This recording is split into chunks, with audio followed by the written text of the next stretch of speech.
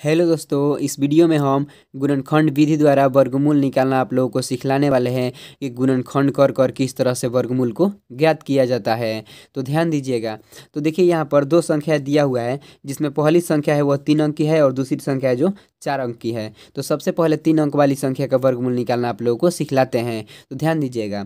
तो देखिए सबसे पहले क्या करना है, देखिए यह 3 अंक वाली संख्या कितनी है, 900 है ना। तो इसको अभाज्य गुणनखंड करना है, मतलब इसको गुणनखंड के रूप में व्यक्त कर लेना है। तो सबसे पहले हम क्या करेंगे, इसको चलिए ध्यान दीजिएगा। यह 900 दिया हुआ है ना, तो 900 को कुछ हम इस प्रकार से लिख लेंगे। अब चलिए, और इस तरह से चिन्ह हम खींच देंगे। चलिए, इसका अभाज्य गुणनखंड पहले हम कर रहे हैं, क्योंकि इसे गुणनखंड के रूप में व्यक्त करना है। देखिए 900 को हम 2 से कटाएंगे, तो 900 को जब 2 से हम कटाएंगे तो ये कितना बार में कट जाएगा, 2 चौके 8। अब चलिए 2 5 10 0, यानी जब 900 को 2 से कटाएंगे तो 450 बार में कटेगा। यदि आप लोगों को इस तरह से समझ में नहीं आता होगा तो क्या कीजिएगा, इस तरह से भाग देकर भी आप आसानी से कर सकते हैं। जैसे में यहाँ देखिए, इस 900 को कटाना है किस से, 2 से, तो 900 में 2 से भाग दे दीजिएगा। तो इस तरह से जब आप भाग दे देंगे तो 2 चौके कितना होगा 8, तो यहाँ पर 8 हो जाएगा। 9 में जब 8 घटेगा तो कितना हो जाएगा, एक ऊपर ले 0 उतरेगा।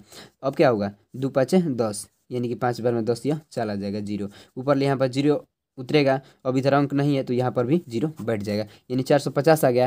तो यदि बड़ी बड़ी संख्या हो, यदि आपको कटाना हो तो इस तरह से भी कटा सकते हैं। अब ध्यान दीजिएगा। अब चलिए, अब इस 450 को कटाते हैं। तो देखिए अभी यह 2 से कटेगा, तो इसे 2 से कटाएंगे।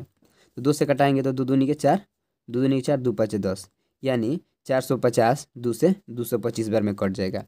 अब देखिए इस 225 को किससे हम कटाएंगे, अब 2 से नहीं कट सकता है, तो अब इसे हम 3 से कटाएंगे। तो 3 से कटाएंगे तो कितने बार में कटेगा, 3 7 21, 3 5 15, यानी कि 75 बार में कट जाएगा। अब चलिए, अब इस 75 को 3 से कटाते हैं, क्योंकि अभी यह 3 से कट रहा है। तो 75 जो है वह 3 से 25 बार में कट जाएगा, 25 3 75 होता है। अब ध्यान दीजिएगा, देखिए अभी 25 भी कटेगा, लेकिन अब 3 से नहीं कटेगा, 5 से कटेगा। तो 5 से हम 25 को कटा देंगे। तो 5 से जब 25 को कटाएंगे तो ये 5 बार में कट जाएगा, और इस 5 को 5 से कटा देंगे तो यह 1 बार में कट जाएगा।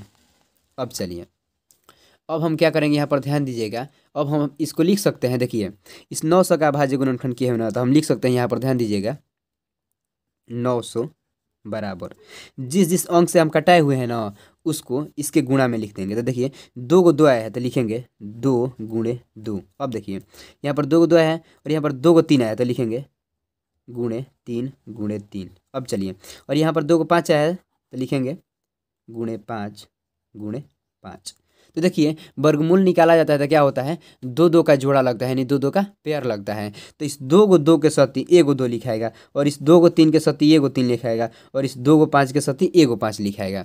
यानी 900 का, इस 900 का वर्गमूल हो जाएगा, 900 का वर्गमूल, वर्गमूल कितना हो जाएगा, इस देखिए 2 को 2 के साथ 1 को 2 लिखाएगा, यानी 2 गुणे इस 2 को 3 के साथ 1 को 3 लिखाएगा, गुणे में 3, और गुणे में देखिए 2 को 5 के साथ 1 को 5 लिखाएगा।